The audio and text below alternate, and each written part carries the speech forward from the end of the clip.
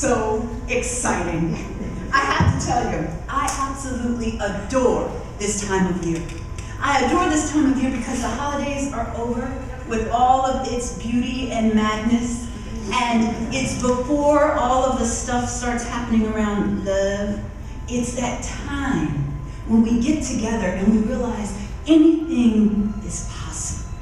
And there's like this big push, and everybody's like, I'm gonna lose 40 pounds, I'm gonna win the lotto, I'm gonna build a house, I'm gonna love my neighbors.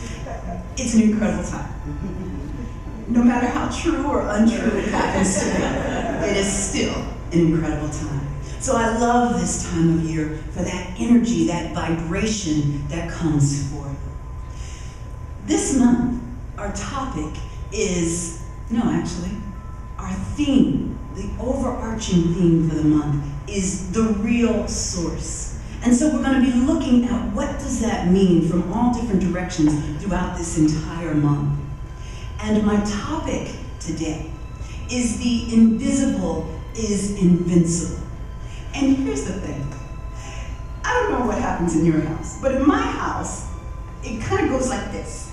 I have a topic, or Spirit gives me a topic, and Veronica says, what does that mean? And I always say, I don't know, let's find out.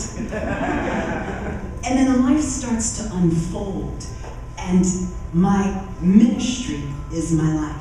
And the topic centers around whatever happens to be going on. And I know, much like me, there's a lot going on in our lives.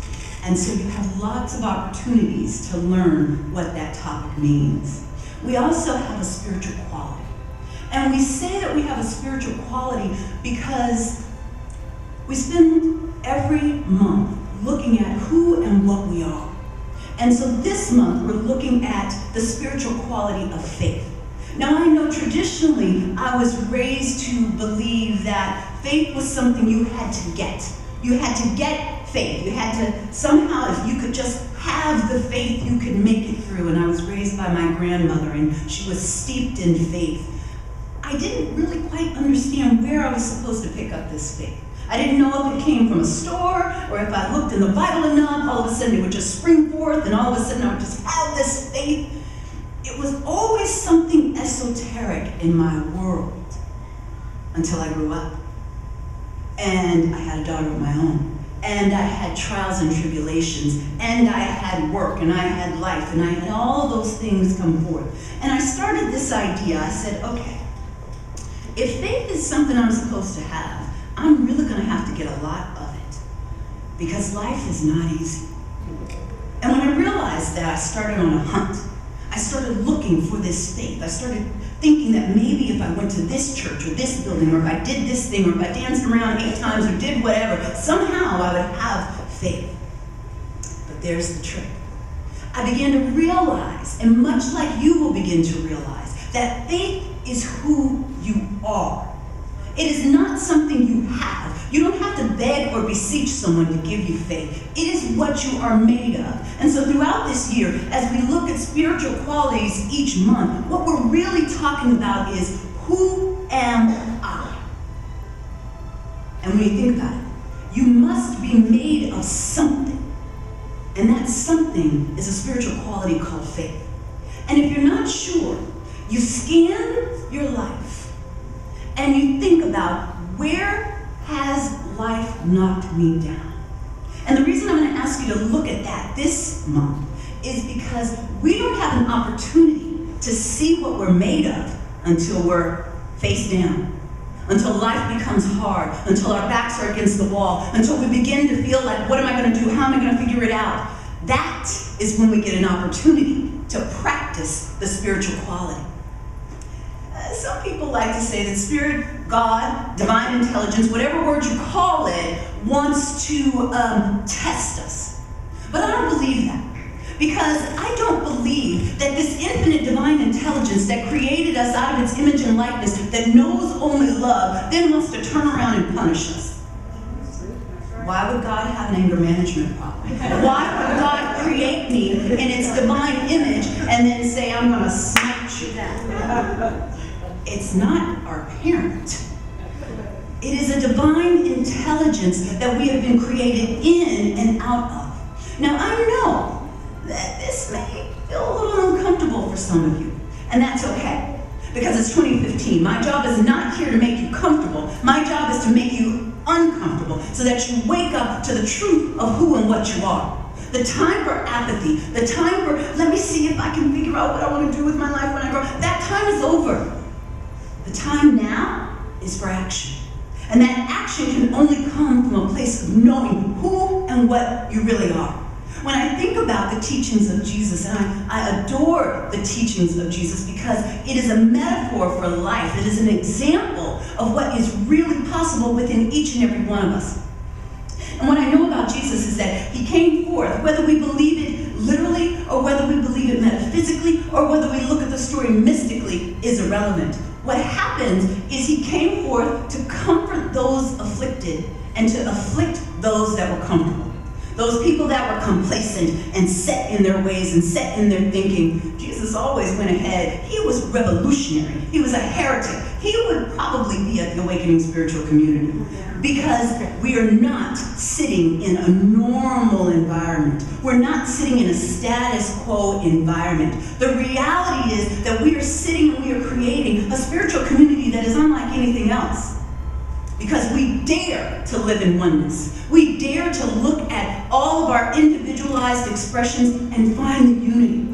And find and come together knowing that we all share a spiritual quality known as faith. It doesn't matter what it looks like. We know that we have it. So that's what I want to talk about. I want to talk about this invisible, invincible force.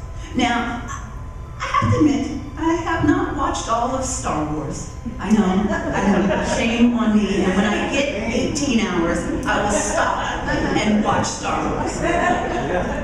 But what I do know is that, again, here we have a metaphor for life. That invisible force that they talk about in that movie, in that trilogy, and why it is so powerful, because it leans into who and what we are. It reminds us that there is a force, some call it God, that is always with us, that is always guiding us. Because the reality is this: most of who and what we are is invisible. It's invisible. What you see here now is just a small manifestation of the divine within you as it is individually. That is what is so just miraculous about God. Is that it's not a one-size-fits-all God. That each and every one of you are the representation of God in form and density. Now I know that sounds a little bit like blasphemy, but that's okay. Because within you is God. Within that leaf is God. Within that tree is God. That is who and what we are. We don't have to look somewhere for it. It is within us. We are created in and out of the image and likeness of the divine. So what does that mean? What does that mean for each of us? Well, I've got some good news and I've got some bad news. Or I should say, I've got some good news and I've got some better news.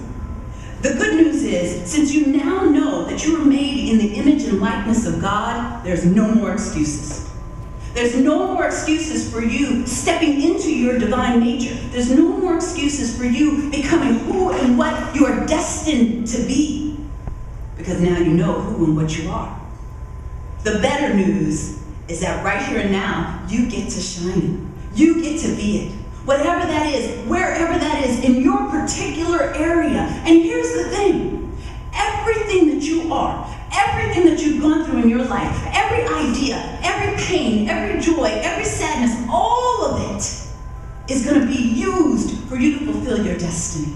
Nothing is wasted in the divine. We can look to nature and be reminded that nature wastes nothing. It has the ability to regenerate and recreate itself from itself.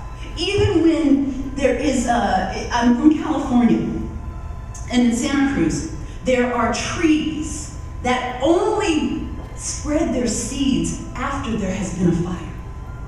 They only pop out after everything has been burned down. That is how divine the universal intelligence is. And if it's like that for the forest, and you are its beloved, think what it has already done for you.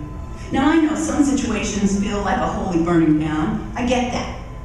But if you decide that this situation, this circumstance right here and right now is for my growth and development and I'm going to use it, then your victory is assured. Nothing happens by accident. There are no mistakes in God. That broken heart, that health diagnosis, that financial crisis, that is for you. It is for you to be ready and available to utilize the spiritual gifts and qualities that you have been endowed with. That kick in the butt, that job that you lost, that is for you to birth forth whatever it is meant to be. I know this because it is not intellectual theory that I talk about. I'm talking about the practical application right here, right now. And so, the invisible is invincible. And what do I mean by this? Well, there's this idea around superheroes, having these invincible powers, this ability to fly high and jump further and walk through walls and shoot stuff. You have that same invincibility. Because here's something that is brand new news. You've never been born and you will never die.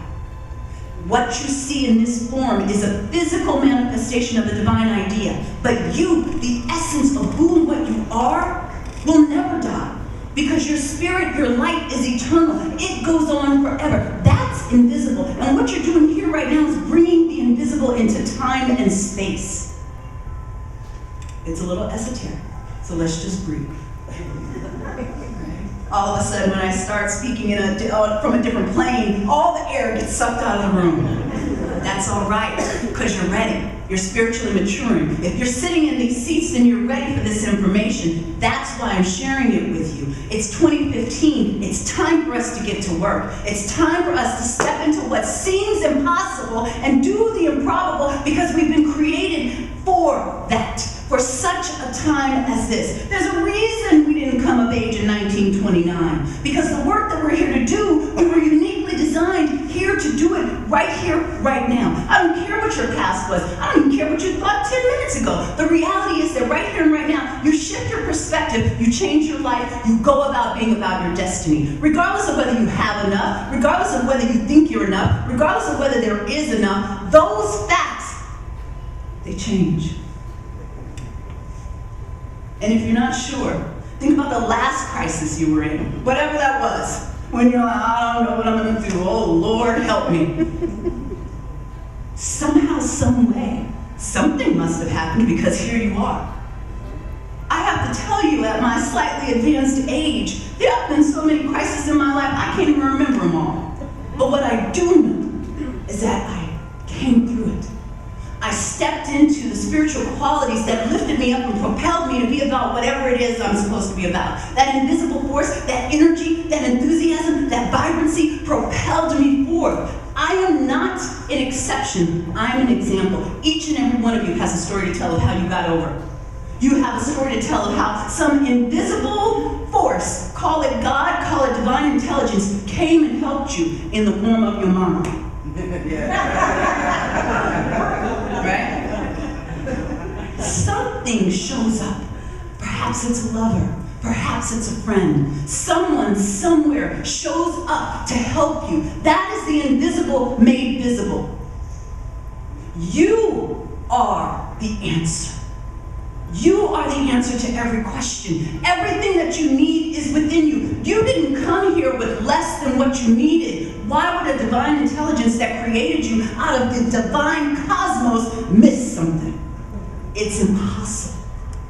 Our job together is to remember and to remind each other of this truth when we forget, because we have what I like to call worldly amnesia, where we know the truth. We're here. We're an awakening spiritual community, and they're singing the songs, and we're affirming, and there's, oh, hallelujah, great, praise, life is good. We walk out the door, and all of a sudden we're pissed off. Or we've forgotten who and what we're about. It's all right. We don't beat ourselves up about it. We just say, I forgot. Please remind me. And so that's why when you new people come here and you stand up, we look at you and we say, we know who you really are. You are made in the image and likeness out of goodness. I don't care what you did before. I don't care what they said. I don't care what you think. We see you. We know who and what you really are. No less than magnificence. No less than greatness. You are here to do and be everything you are destined to be. You not only are here for that, but you're here to have everything your heart's desire. If you're desiring it, that is God wanting it to come through you. That's the real news. That is the invisible that is invincible. That is the real source. So let me talk about this real source. So we talk often in our world about having enough. Now, I don't know if you've noticed this, but there never seems to be enough. According to society, there is never enough. There's never enough food, there's never enough water, there's never enough, you're never enough, there's never enough. That is the storyline on the 6 o'clock news. But you're not in that storyline. You are in the storyline. You are creating the narrative of I am enough. And because I am enough, I know that you are enough. And because you are enough, I know that we are enough. And because we are enough, I know there is enough. You see where the story changes? Because we are sourced from an infinite source that is always sourcing itself. Anything less is a lie. I'm not telling you something at your heart level you don't already know. I just simply am here expressing verbally what you know in your heart to be true. I am enough because I am sourced from enough. We know in truth there's enough food to feed the world right now in this moment. We know that. The news still wants to tell us something different.